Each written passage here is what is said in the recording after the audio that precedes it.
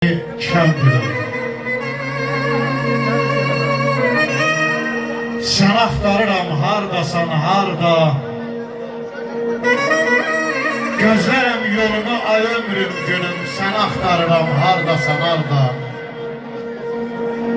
Axtardım mən səni baharda, qışda. Ahıma dözmədi qar da, yağış da. Gözümdən yanağa süzülən yaşda sən axtarıram, hardasan, harda.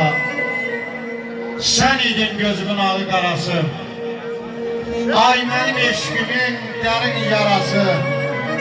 Mən çıraq yandırıb gecə yarısı sən axtarıram, hardasan, harda. Gülüm, qoyma mən solum, tələsdim görüşək, bağlandı yolum. Ay bircə qurban olduğum, sən axtarıram, hardasan, harda. Gəldim söyləyəm, sənə əlvida.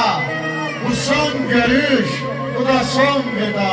Heç kəsin sevgisi qoca dünyada. Söylər eldəniz, getməsin bada. Səni axtarıram, hardasan, harda. Allah bu toyu mübarək eləsin. Cəmil, gözlərin aydın olsun qardaş.